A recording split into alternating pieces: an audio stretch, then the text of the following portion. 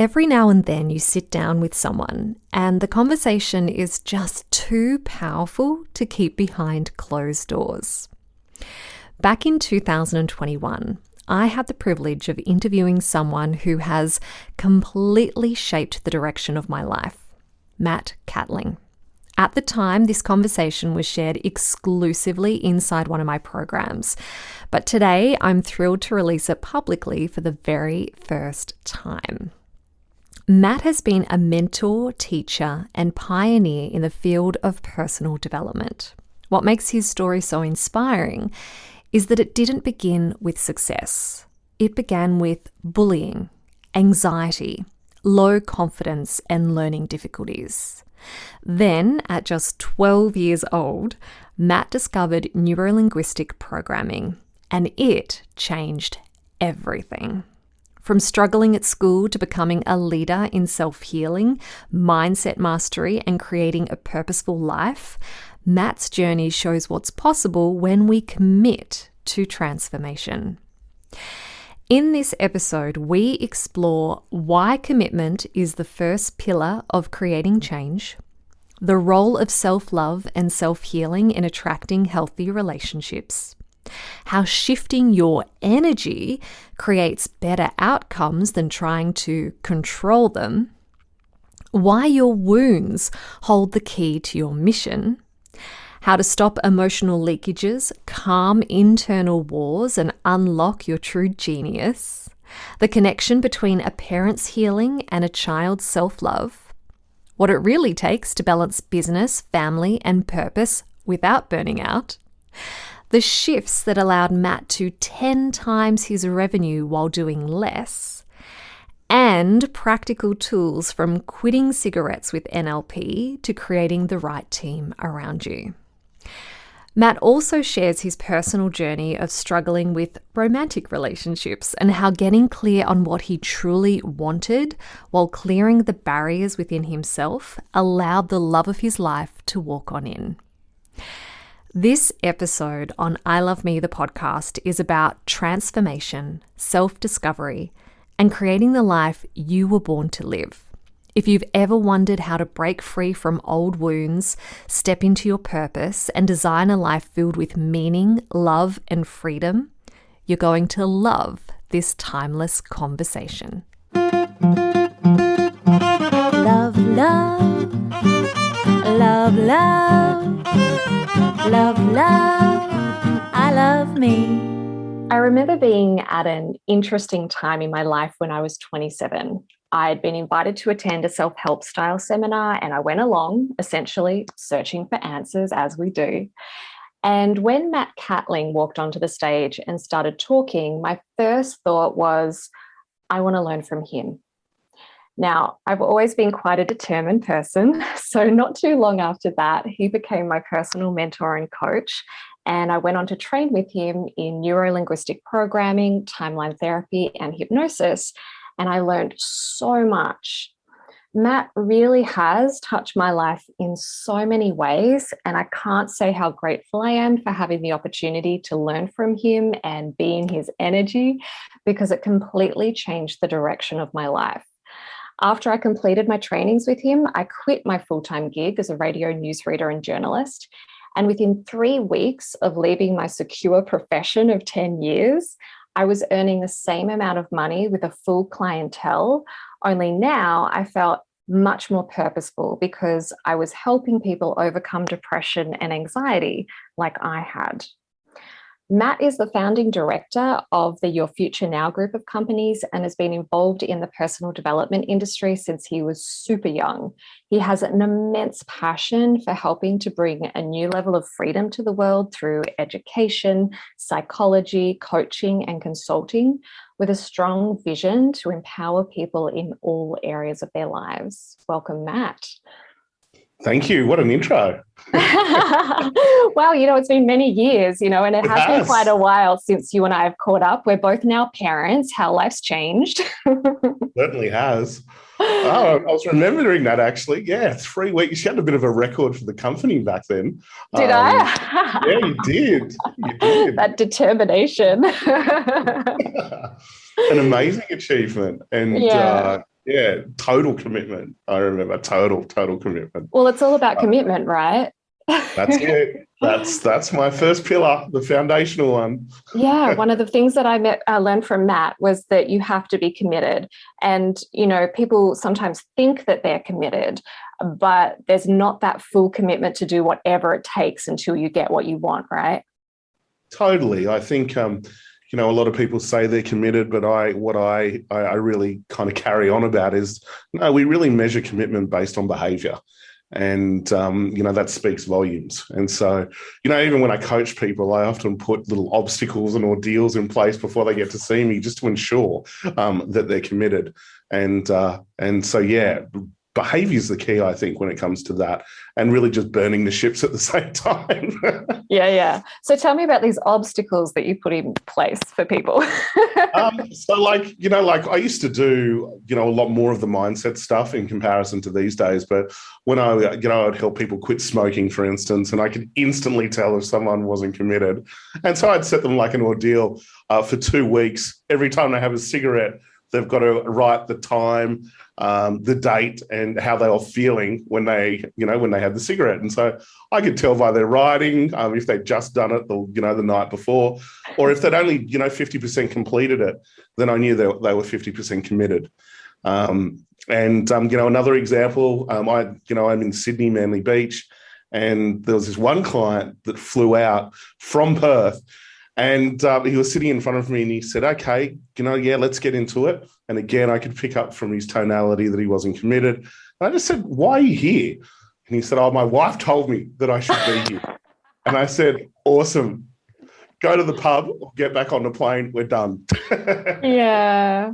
That's certainly something I've learned with working with people. It's almost like if someone else is paying for the program for them to work with you, or they've been pushed into it, there's just not the commitment because they're not activating it themselves. It's not coming from that place that they really, really, really want it. Totally. And, I'm a firm believer of how you start, how you finish. And so I really look for those behaviors in the beginning because I know, a lot of the time, those patterns are going to show up with intensity once we start adding, the pressure to it. And then, even if you look at it, like the best in the world often say no more than yes because they're very clear on who they want to work with. Totally. So let's rewind a little bit back to when you were 12 years old and you were studying Neuro-Linguistic Programming. Can you share how it is that a 12-year-old gets interested in learning how the mind works? Yeah, well, this poor little 12-year-old, this little me back then was a very shy, very anxious kid, petrified. I was bullied severely. It was intense. And I also had learning difficulties. I just really felt that I couldn't learn. I would sit in class and I just daydream the whole time and got to a point where I just was like, I'm never going to catch up. So I just give up. The bullying got so severe. And this one particular time, I couldn't hold it in anymore. I got real. I got honest, and it just happened to be my dad came to the school. The police were there, and I burst into tears. And I said, "Dad, they're going to kill me. I hate school. I hate this place. Don't want to be here." And at that point, my dad had enrolled me in Kumon, which was this maths thing where you've just got to fill out these books constantly. I burnt the books in my backyard to get rid of them. So because my parents went through the bin, so I burnt them in the backyard so they couldn't find them. And they're like, yeah, Kumon's not working for him. And Dad being into personal development, so he's an executive and in sales, and so he's very into psychology, health, personal development, and so he was like, this structure is not going to work for him. And so he enrolled me into this course, into this NLP training when I was 12 years old. And it was just happened to be on the school holidays. And he said, right, Matt, you're coming along. I think it was like a 10-day course. And I was like, bullshit, I'm not going. That's like my whole school holidays almost. And so I had this big tantrum. I was like, there's no way I'm going. You can't make me go. And so he was like, well, you're going. And I go, I don't care. I'll just leave on the break. And so he stayed on the assist team, like watching me. And And I remember being in that class. It was amazing. Like the presenter was just so different from school. And this presenter talked about learning styles. Some people learn visually, they see a movie on the movie screen of their mind. Other people hear a symphony, they're auditory or voices in their head. Other people feel things and learn by doing. And I was like, that's me. I learn by doing. I take things apart, Lego, every present I got, I'd take it apart, try and put it back together. And so it engaged me intensely. And so I'm sitting in this training, and it's like, when you hear the truest truth, it just hits you. And so I'm sitting in this training, I'm loving every minute of it. And my dad's in the back row, and I'm just making sure I have the most angry expression on my face. So I didn't want him to know that I was enjoying it. But inside, everything was changing. Now I'm in this course, and they talked about, doing these visualization activities and all this stuff. And I'm like, I can't do it. I can't see pictures. It's not working. But interestingly, everything started to change from that point. And so that's how I got into it. It was my dad. He forced me. Wow. And so then after you learnt these skills, because there's a lot that you can do with these skills, how did you use them through your teenage years? Well, the thing is, a lot of people, I suppose, do NLP style trainings, and it's branded as quick fix. And they think, oh, well, I'll come to a weekend and I'll be completely transformed and all of this stuff. Typically, with my approach, I really look at the long term. Like Psychology Today did an article about, psychoanalysis, about it being 12 years to get a breakthrough or something like that. And I'm like, well, if you put, NLP or applied psychology under those conditions, wow. I'm like, give me someone for a year, 2 years, 3 years. Wow, what we could do. Amazing. And so for me, it didn't happen overnight. But what did happen was some seeds started to plant, and they started to grow, specifically around communication, around my psychology. And progressively what started to happen is that I just started to get this voice. And this voice just turned into a roar. Normally I was, previously I wouldn't talk up. And in a social setting, I just was so anxious, mind reading everyone, thinking, are they thinking about me? Are they looking at me? That stopped. That was quiet. And what had come through was my true voice. And so I became a leader. That's how it showed up initially. By the time I hit my HSC, I started fighting against the education system because I didn't think it was relevant. That got me expelled. And this moment was probably, one of those convincers where half the school walked out in protest. It was 2 weeks before my HSC. Half the school walked out in protest and turned up to my house and said, we're not going back to school unless you're able to do your HSC. And one of my favorite books is The Power of One by Bryce Courtney. And we had all of these different communities, these different cultures that hated each other at my school. They were fighting every lunch break, and they all walked out for me. And I remember standing up, I had tears in my eyes. I didn't want to show the boys this, but I was like, yes, I've united the tribes. Wow. And in that moment, I knew that this is what I wanted to do. I wanted to help people. I wanted to help people that are potentially, got those belief systems that they don't believe in themselves, or they're not smart enough, not good looking enough, all of that stuff. But seeing those boys and them willing to, basically some of them sacrifice their HSC for me was profound. And then the principal that hated me, he called my mum. He goes, right, we've got to get the boys back. We'll turn it into a suspension. So it turned into a 3-day suspension. And then I was back doing my HSC. And so I'll never forget that experience. And that was the convincer for me, because before that, I really, I didn't have many friends. I was petrified of people. I was very, very anxious. To do a comparison, unbelievable. And that is an example of really starting to create excellence in your communication. And the most important one is how you communicate to yourself. That transforms how you communicate externally, excellence in your psychology, and then excellence in your behavior. And that's what that course was all about. So yeah. I love it. Such an interesting start to it all. Yeah. And so did you find that your relationships, obviously your relationships with people changed, you had more confidence, What about with the opposite sex? That was still a hard one for me. Yeah. I still was friend zoned hard. And I had, I had these, like unrequited loves, and I do all these romantic things, and it just didn't eventuate. I really, in that aspect of my life, I really hadn't connected to, I suppose, that, that power, that masculine power, and believing in myself. I was certainly more the friend in that phase of my life. That boy. Mm-hmm. You're nice guy. Yeah, totally. One of the big things I did learn from you was around relationships. You guided me through that. And the thing that I learned from you was that if you're having trouble attracting in a relationship, it's that you have some unresolved stuff that needs clearing or releasing or healing, so that you can then attract in that healthy and committed relationship. And I know that when I finally did attract someone in, that was the case for me. I literally had to stop dating other people, and I needed to start dating myself and use that time to heal my relationship wounds.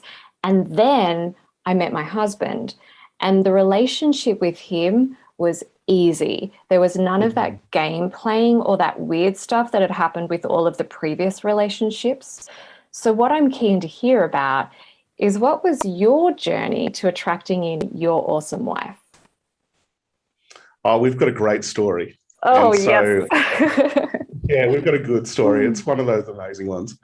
And we'd both been in relationships, and the relationship that I was in, really became more of a business relationship. We became almost business partners, friends. The spark really wasn't there. And if I'm honest, the spark probably wasn't there in the beginning. I'd just come out of a very tumultuous time from a business point of view. And I think what I was probably more looking for is a little bit of safety, if I'm really, really honest.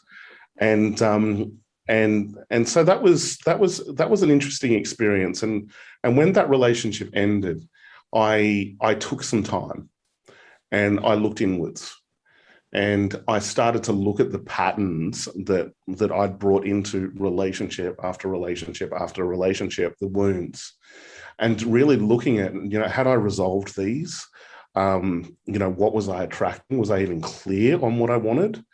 And so I spent that time, and I did the work on myself, and I surrounded myself with some incredible practitioners.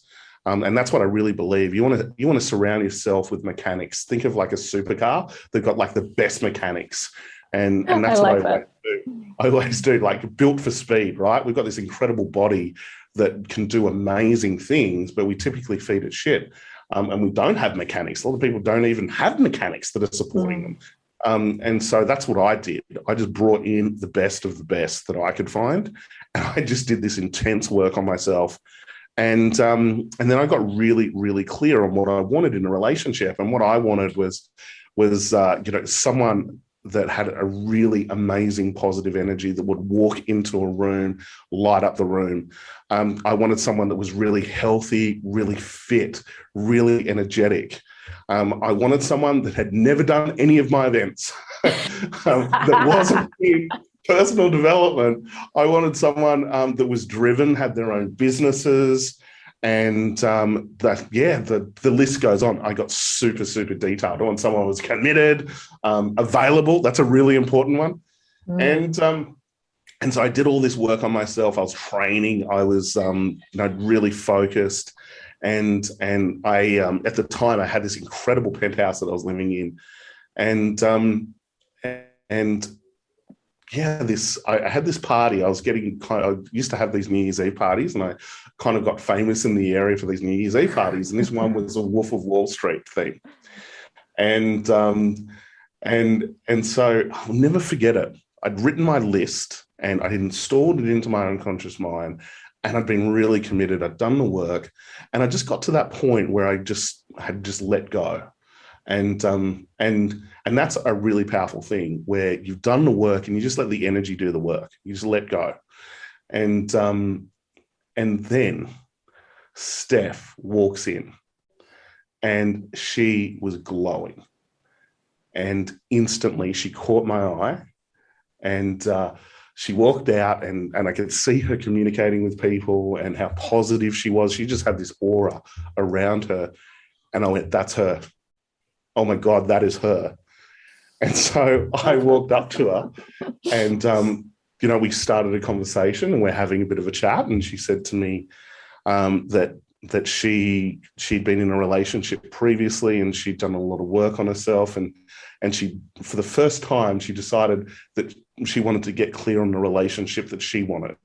And she'd written a list. Can you believe it? Total mirror. This is what I want. And then she said, I've done a vision board as well.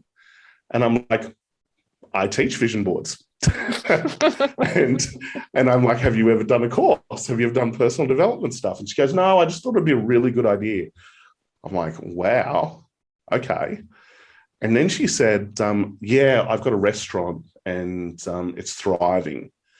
And we're growing, we're expanding, and then she started to talk about, her experiences with the elderly, running kitchens for, aged care facilities, and how what she loved was when, a lot of the people that were living there, the elderly, if you will, they would come and they would eat Steph's food, and they would say that it was the best time of their day, and how much she loved that. And I was like, oh my God, she's the one.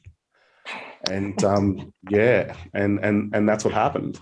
And we both feel that, and we both have this incredible connection where we just know we are soulmates, and there is enormous love, and we both just feel so safe with each other. And so yeah, that's our story. That's how we met. I love it. And so when you first met, like those initial few weeks, was it easy? Like, what was the dynamic around that as you were getting to know each other? It was really fun. And so, like, she's a chef. And so I was like, come over and I'll cook you dinner. And I love chili. And so, I've made her this dinner that I thought was amazing, and she's eating it. And she was like, can I have another glass of wine or some water?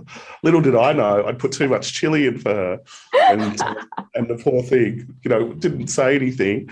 And was just like, yes, this is so lovely and all this stuff. And then, it's so centered around food being Steph. And then I had her family over, and I was like, I'm not cooking for these guys. I can't cook. So I brought my chef in, and my chef's making all this food, and then I went over to their house, and this was amazing, actually. I walked in, and I'm like, oh yeah, here's Steph's family, and her dad's there. I'm like, he's got a shotgun, and I walked in, and they had this Italian night, and they dressed up the place for me, and the family was just so wonderful, and that was a big thing on my list, was family. Yeah. And we had this wonderful, wonderful dinner, and the Steph's family, what they believe is food is a celebration. Food is a celebration. You come to connect. Relationships, family relationships are so important. And I'm just sitting there just going, wow, this is just incredible. And so I suppose the first experience was incredible. I felt like I was home. Yeah, I like that. I really like that. You mentioned a little bit earlier on just how you got to that point where you let go. So you'd done all this work on yourself and then you let go. I know when I was working on myself to attract in my husband, there was this point where I went, I don't need him anymore. I don't know if it was the same for you, but can you talk more about that letting go moment? Yeah, definitely. For me, being, I suppose, very entrepreneurial, having multiple businesses, in the past, I've been quite, I suppose, attached and controlling, you could say, to get an outcome and to really push motivate, push, mobilize, all of those things. And so to take that approach to a relationship, that intensity to a relationship is really not that great. Yeah. And so what I worked on was really, like you said, developing a relationship with myself, and really listening to that true voice inside of my head and going, what do I want? And so what I did is lived my best life. I did not hold back. And I indulged, like if you take Osho's approach, indulgence, I indulged, I had fun, I worked on myself, and I got to a point where I was just overflowing with energy, overflowing with unconditional love, and really that best version. And when I was in that phase, I really wasn't even looking, I must say. I'd installed it into my unconscious mind with what I wanted, but I'd really just let it go. Yeah. And more so, that's what I'm kind of teaching these days is the more you try and control stuff, it's like, the universe comes in and says, you can't control a thing. And you keep attracting the same crisis over and over. It gets bigger. Totally. You actually let go. So energy is such a powerful thing, and it's magnetic in nature. And it's being able to put yourself around people and communities and let your energy do its job. And that's really what I did in a relationship area of my life. Yeah, I like it. It was, same experience for me. And so you talk about this energy. Do you find that this energy work has become more part of what you're sharing these days? Definitely in the moment, like I'm writing a book at the moment. It's called The Awakening, The Rise of the Authentic Leader. And what that is about, and what I believe is, if we look at all of these crises that are happening, there's a lot of wars going on, internally and externally. And I think a lot of the time that's what we're taught, especially the old model of personal development, is to go to war on yourself, to push the addiction to doing, fake till you make it. And I just think the old model of personal development is just not working anymore. I think people are burning out. They've got energy leakages. A lot of people are exhausted. And so they're pushing when it comes to their exercise and nutrition. But what's actually happening is they've got a war inside that's causing an emotional leakage. And so what I believe is that the awakening happens when we're in a crisis. And if I look at the world of what's kind of happening is that there is big crises. And what if there is an opportunity for people to wake up? And I see this with the leaders that I'm working with. Authentic leaders are waking up and they're healing the war inside. And as you heal the war inside, you stop the emotional leakages. And then what happens is that you start to overflow. You start to overflow with energy, life force. You start to overflow with love. You start to overflow with abundance. And it's like when you handle the basic stresses, you create space for your true genius. And so that's really a lot of the approach that I do now, is to heal the wars inside, to wake people up, to make that voice inside of their head, their true voice, to turn the volume up on that, and to get people to make life decisions from their true voice, instead of what a lot of people do is they make life decisions from their wounds. So if you make life decisions from your wounds, you just repeat them over and over, and they'll just get bigger.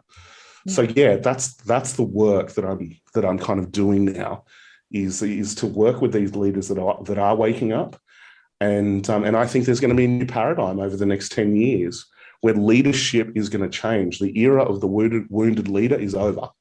And I think with all these crises, what's going to happen is it's going to bring in or create space for a new level of leadership. Yeah, beautiful. And so then how do you feel that someone can learn through love as opposed to learning through their wounds? Like for me personally, I think the wounds are amazing. I actually think they're key. I think they're the key to having us wake up. Yeah.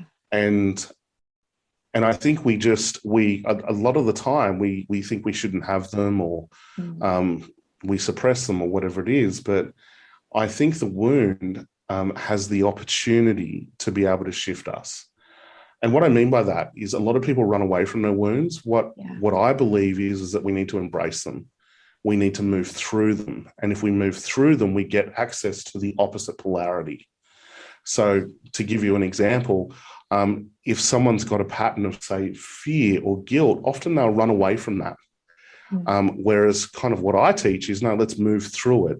And as we move through it, we get access to the opposite polarity. Well, the opposite polarity of fear is feeling safe and certain. The opposite polarity of guilt is often that feeling of self-worth, a new relationship with yourself. So, you can reframe it in whatever way you want, but I actually think wounds are key. And also what I believe is looking at genealogy. It's so interesting to see the same wounds that get passed on generation after generation. And, one generation expresses it, the next generation internalizes it. But it's like the gift that keeps on giving. And this is, I believe it's an opportunity to wake up. I say to people that I work with, you're like the pioneer. You're the one that's getting conscious and going, we're not passing this shit on. We're going to get conscious, and we're going to turn these wounds into your superpowers. I like it. And so then what would be some advice for people who maybe have a tendency to resist their wounds and to lean away from them? What would be your advice to help them feel more courageous so they can lean towards them? Yeah, look, a really good question. A lot of people think they need to do things independently. And that's a real challenge, because really, when you're stuck in the problem, all you see is a problem. When you increase emotion, you decrease intelligence. And so, I don't think we're meant to be alone. I think we're meant to work with teams. We're meant to work with mechanics. And so this is where you get this concept of structures create outcomes. Now, if you're in the wrong structure, you're not going to follow through. But if you put yourself in the right structure, internally and externally, you'll start following through. So we can have a structure of fixing. A structure of fixing is where I need to fix this, I need to fix this, I need to fix this, I need to fix this. Then I can have what I want. But the challenge is people typically never get off that structure of fixing. It's like a merry-go-round, getting fit before going to the gym type of thing, versus a structure of creating. And a structure of creating is where you set the structure up that literally forces you to create. I present at Macquarie University, and I've presented a number of times now with the entrepreneurship diploma, and I'm under my Troublemakers company banner. And one of the things that I say to them, and I'm under the Troublemakers arm, and I go, these guys are year 5, some of them are PhDs, they're learning about business, and reality is you can't learn about business in a classroom. And so I say to them, you guys are year 5, who in the room has a business? And one person puts their hand up, there's 400 students. I'm like, who's got a concept? 10% of the room puts their hands up. And I say, well, leave this course now and go and launch a business. You'll learn more. And so anyway, I always get people come up to me afterwards. And I know I'm talking about business, but it's a saying in every area of life. Yeah, absolutely. They always come up to me and they go, well, we don't know what to do. And I'm like, year 5, how the hell do you not know what to do? They're in the wrong structure. So structures create outcomes. And so often we need a structure that is going to get us uncomfortable, a structure that is going to have us commit, a structure that is going to bring in the best mechanics to be able to help you see the things that you won't see. And that's what a great coach does. A great coach will bring things to consciousness that you have no conscious awareness of. And then, when that happens, there is going to be a significant breakthrough that's about to happen. And so that's the structure that I'm talking about. For me, the structure is that I want one-on-one. I want to have a mastermind or a community of people that are doing the same jump. And I want to be surrounding myself with people that are playing a bigger game, that are 5 levels above me, because my unconscious mind will just install everything that's happening. And that's the structure that I'm talking about. A structure to be able to identify and really bring to consciousness the patterns that are holding us back in relationships, health, whatever the area is. So we're very much changing our environment, putting ourselves in environments with people that are doing the things that we are working towards. And we're also working potentially one-on-one with people to help really go deep into working out what are the subconscious blocks. Yeah. Definitely. What I teach is there's 4 structures. There's 4 things that you want. Number 1, education based on results. You want to learn from someone that has got the result. A lot of people learn from people that haven't got the results. You take 2 teachers, right? One person's getting the results, the other teacher isn't getting the results. The students that are working with the person that is getting results will outperform the students that are working with someone where the teacher is not getting the results. Now, also, when it comes to education, you want to be targeted with your education. A lot of people do a scattergun approach when it comes to education. No, you want to look at what your objective is, and then you want to study. You want to study the outcome that you're looking for. Then number 2, it's then having one-on-one. And it's really being able to take that education and then putting it into a structure, one-on-one, and then doing the mindset work as you're moving with the blockages that are potentially coming up. Okay, the next one is, as I said, is working with a mastermind group of people that are going on the same journey. A lot of people have a mastermind group of their family or friends that have got the same wounds. So there is a reinstallation that starts to happen. And then finally is a network, and surrounding yourself with people that are getting those results or 5 levels above you. And what I teach is that you want to be doing all of that at once. One of them will get you, say, if you just do education based on results, that will get you a certain outcome, or just one-on-one, that'll get you a certain outcome. But if you combine those 4, it will skyrocket you. And if you're working with that right kind of mentor or coach where you feel safe to be real and you feel safe to go to places that you wouldn't normally go. A lot of people have coaching and they go, oh, it doesn't work. I'm like, no, maybe you attracted the wrong person, the wrong coach or whatever it is, or maybe you weren't committed. Doesn't mean you stop coaching. No. Yeah. Yeah. That's my structure. That's what I suggest. Yeah, I like it. And so, obviously you understand all of this on a very deep level. So who do you go to? Like, do you have trouble finding people that inspire you and you feel safe with? Oh, no, I see my coach every single week without fail. In fact, when the crisis hit, like one of my companies, Your Future Now, I launched in 2008 in the global financial crisis. Everyone said, no, you're going to fail. It won't work. And I just shielded my mind from anyone that was saying that. I turned off the news. I doubled down on personal development, doubled my investment. I surrounded myself with leaders that were doing things that were creating in that environment. And that's exactly what I've done now. I've doubled down on personal development. So instead of seeing my coach fortnightly or every 3 weeks, I see my coach weekly. I'm part of a very high level mastermind group, and I'm consistently surrounding myself with leaders that are doing incredible things. And of course, I'm always studying my objectives. Yeah, I like it. I mean, essentially, this is what I would call developing your relationship with self, right? It's you building your internal resources, learning from external resources, so then that you can have a really great foundation for whatever it is that you're wanting to work on. Yeah. Definitely. Yeah. So then I'm wondering if there was something that you could share that would help people understand. I mean, obviously everything you've said is gold, but if there was something just really pivotal that you think would really help the message really sink in for people, what do you believe that people need to hear so they understand the absolute importance of cultivating that healthy relationship with self? Look, I think the challenge is that if we don't start developing, that self-love and self-acceptance, then you're probably doing the opposite, which is rejection of self, rejection of other people, rejecting opportunities that are in front of you.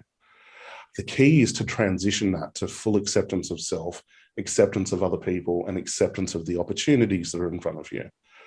And so if you're not actively doing this, then your life is going to be limited. If you're letting your wounds or limiting patterns run untethered, the crises are just going to get bigger. And so, for some people, they can see where they're headed. They can see, they're avoiding their finances, or they're avoiding relationships, or avoiding their health. Well, let me tell you, if there's an avoidance in there, there's a war. It's taking your energy. The crises are just going to get bigger. Even some people even say, it's not that bad yet, which means that they know it's going to get worse. They know it's going to get challenging. And so that's what I would say is don't let your wounds run untethered. Turn these wounds into your superpowers, and they often hold the key to clarity and your mission as you start, building a base and creating space for your true genius to flow through. It's like we're given this incredible human body with this amazing unconscious mind. And to use the metaphor that I used before, it is a supercar. It's built for speed. We can do incredible things. We don't tap into these resources, and sometimes we just feed it shit, reality TV, drugs, alcohol, self-medication, all of that stuff. And we wonder why we don't have clarity. And so we're given a certain amount of time. Most people, a lot of people out there, never get to experience their best version, let alone uncover a mission. And so that's what I would say. Like one of my courses is called Live It Now. And that's what it is. It's like, let's see what you're here for. Let's use this time. Let's tap into that potential. Let's build a team of mechanics to support you, because I really don't think we're meant to do it alone. You look at Indigenous cultures, they had structures like this. Yeah, absolutely. I'm going to change gears for a moment, but I'm going to come back to this and you'll see where I'm heading in a moment. But I want you to tell me, how has becoming a dad changed or evolved your teachings or perspective on all of this?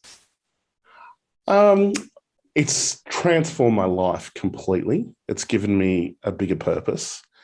And I've never experienced this level of love, this level of just unconditional love. Like I spend my time just making Elsa laugh. I just love her. I just love her so much. So how's it changed me?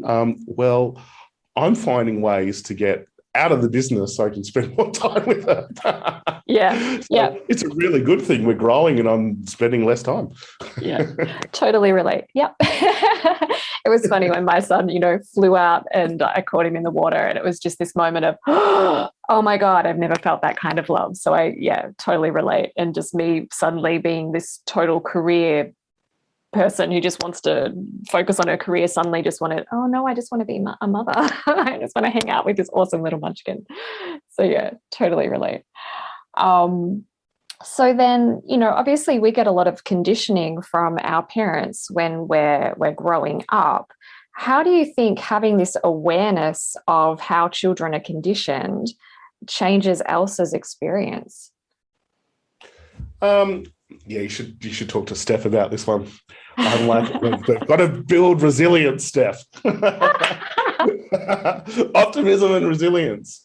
Oh, look, getting back to the concept of wounds, we're always going to pass on stuff. There is going to be limitation. And at the same time, I don't want to rob anyone of their storm. I don't want to rob anyone of their awakening. Sometimes people that have been through significant challenges are the ones that change the world.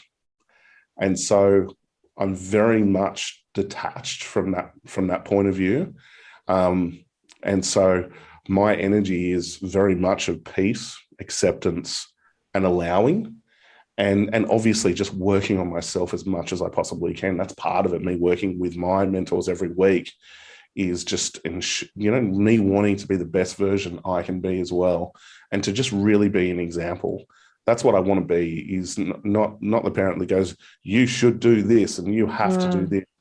To be the example, and to be the example of presence, of making moments that are magical and are incredible experiences because I'm there and I'm present. So yeah. Yeah, it's funny because, I obviously work with parents, and parents will say, oh, my child's going through this issue. What can I do to support the child? And for me, the answer is always work on your relationship with you, because if you're walking the talk, if you're an inspiring example, you're going to act and behave very differently around that child, and that child's going to start acting and behaving differently. Great. Absolutely. Like recently I had a client call me, and she said, my son's suffering from anxiety. He's isolating himself and he's just, doubling down on video games.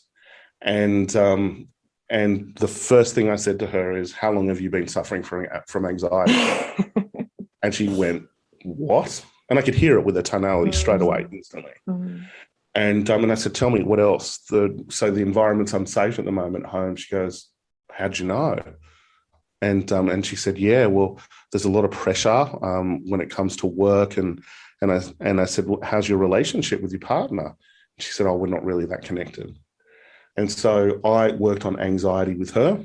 Yeah. I then worked on the relationship with her husband, both of them. I helped them find, each of them a purpose in life, and then a purpose for being with each other within 90 days, without me even talking to the son at all. Was like, I want to join this. I want to join this soccer team. Was suddenly become more out there, communicating, more peaceful, more certain. Without, and she said to me, how's this happened? And I said, it's energy. It's energy. If we can get it, the fish stinks from the head down. And this kind of dovetails into what I was talking, the era of the wounded leader is over, and we've got wounded parents that pass on these wounds. But it's a wonderful opportunity for parents to be able to do the work on themselves, get conscious. And in doing so, it actually shifts kids straight away energetically. Yeah. So good that they were actually willing to work on themselves when they'd originally come to you about the child.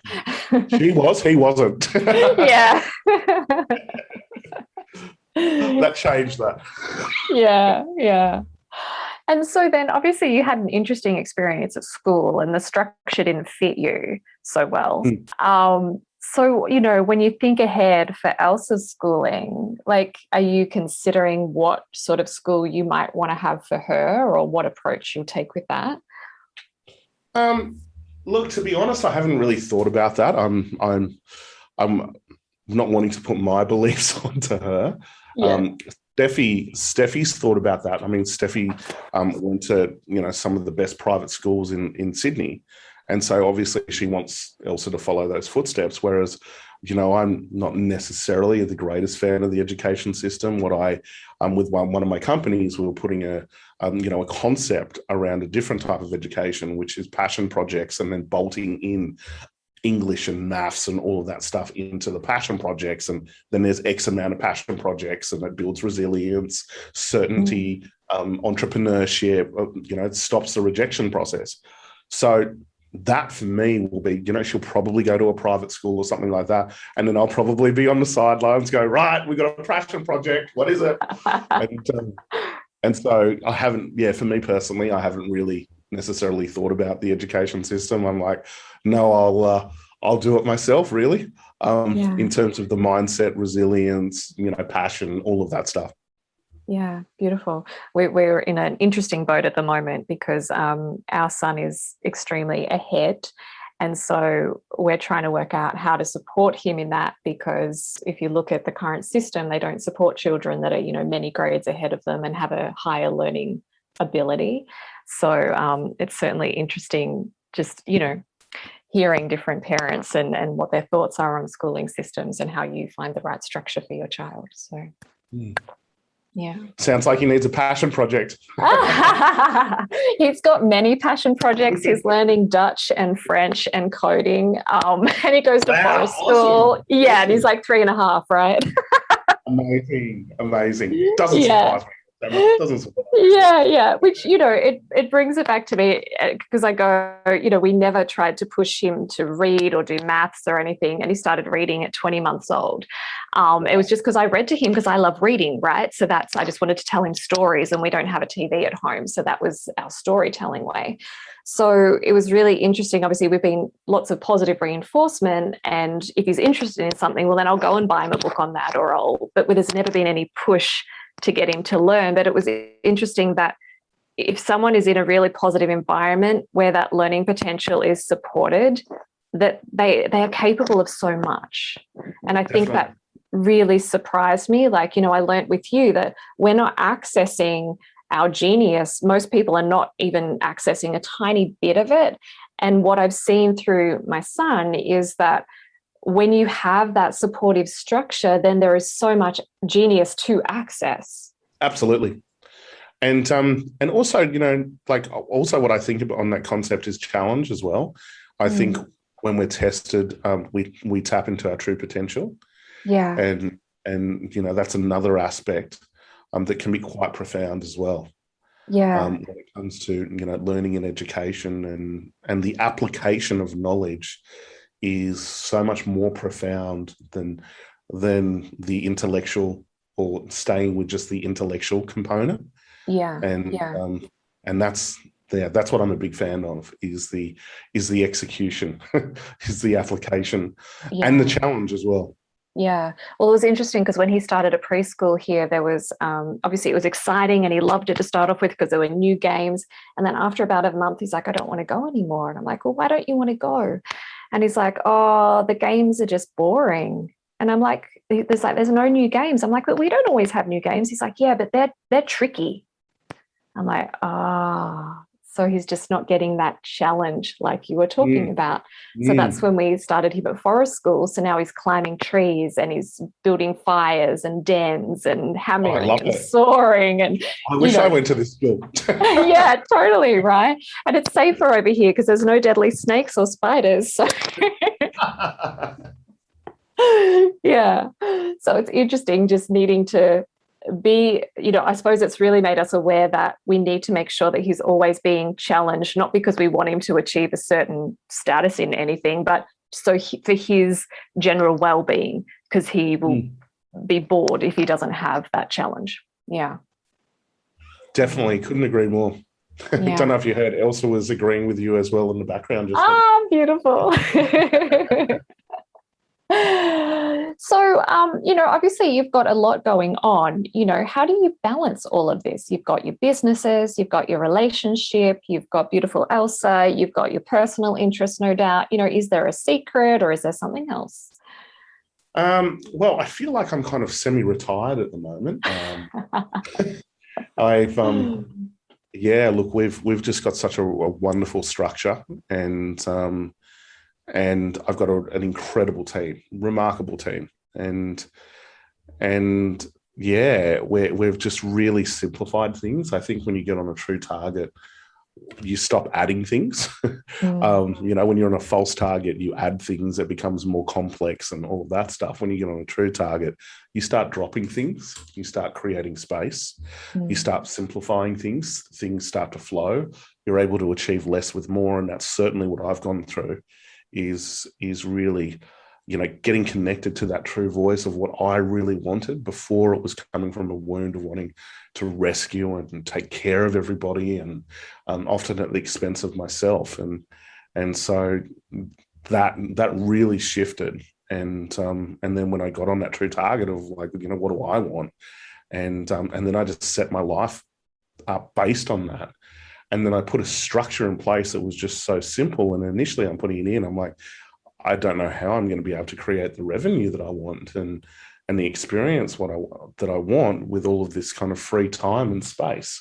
And to my surprise, I created 10 times more revenue with less. And so, that's an indication of really that authentic leadership, getting clear authentically, not making decisions from wounds, and really getting connected to that true voice and making it louder. And it's chaos initially when you do it, because if you've been making decisions from wounds, you've set up relationships, you've set up deals, structures based on that. To transition from a false target to a true target is chaotic. But once you do, and it's courageous to do it, once you do, things start to fall away. Like as your wounds fall away, people that kind of reflect those wounds sometimes fall away as well. They've got two choices. They either shift up or shift out. And that creates space. And so these days I'm able to achieve more because I've got more energy. I'm overflowing with energy, and that becomes magnetic in nature, and it pulls in the opportunities. As long as I get out of my normal rituals, normal structures, it pulls in opportunities. So yeah, that's really what's happened. Yeah, I like it. And so if there was something else that you wanted to add to help people understand that they can create their dream life like you have done, what would it be? I think do the work on yourself. Like it's like I was saying before, it's very hard to do stuff independently, and getting a team of specialists that are really good at what they do and really looking at the areas that you would avoid at all costs. It's so interesting. Like as a coach, I used to set goals in the areas that people want. And now I do the opposite. I set goals in the areas that you would avoid at all costs, the area that makes you sick. And the reason is because that gives you an indication of an enormous war inside, an enormous emotional leakage. And so that's what I would do is like make the decision. Like, I had a recent conversation with someone and they were like, I can't afford to do this work. And then so I got out their budget and I was like, what are you spending money on? Oh, well, I'm eating takeaway. I have to have the new iPhone that's coming out, and smoking and drinking and taking recreational drugs. I'm like, you're passionately investing in things that are limiting your life, if not long-term going to kill you. But when it comes to, shifting and changing and investing in yourself, then you're avoiding it. Like, if you look at the most successful people on the planet, they invest in themselves. Yeah. Like, they've got, you even look at it, it's like 3 accounts. Well, number one is like the self-care or self-knowledge account. They invest in themselves first. Number 2 is savings. And then number 3 is the crap, whatever's left over. We've just got it wrong. Often we just spend everything in the crap account. Yeah. And then if there's anything left over, maybe a bit of savings, or definitely not, self-care or self-knowledge. So that's what I would say, is make a decision. Like, and I said to her, like, just give me 90 days. Give me 90 days. The money that you are investing in limiting your life, let's stop that for 90 days, invest it into you, and let's see what happens. And of course, enormous transformation. Yeah, absolutely. It's funny, I was at the acupuncturist a few months back, and we were talking about the different self-care practices I have, and I go regularly to acupuncture and things like that. And she's like, how did you ever become so why do you look after yourself so much? Like, how did that happen? And I'm like, well, I went through quite a big crisis. I was going to try and kill myself because I was suicidal. So I learned the importance of my relationship with me and investing in myself and my self-care practices, because that's my foundation. Everything else is built upon that. Absolutely. And that's like the decision. Like, if we're, nailing it, I would say a decision for you first, to put yourself first, to give yourself that gift. Make that, and it's really, really hard, especially if you've set up, situations and structures where it's not the case. But if you can make that decision to go, me first, and to invest time and money and go on a self-care journey and recruit the best mechanics that you can, don't cheap out, recruit the best. It will change your life. Absolutely. Awesome. So they're kind of 2 principles. You first, and then go on a self-care adventure. I love it. Love it. Thank you so much, Matt, for sharing so much with us today. If people want to learn with you, where can they find you? I've got an event. If you're in Sydney, we're expanding it worldwide. It's called Live It Now, and that's liveitnow.com.au. That's an event when I was 13. I actually lost my dad on Father's Day. And we were running along Manly Beach, and the last thing he said to me was, Matt, the key to life is to live it now. And so I launched this event as a symbol to him, to give people access to personal development information, because I think the world needs it. And so I basically run that course for free. I raise money for a charity called Bear Cottage, and his legacy lives on.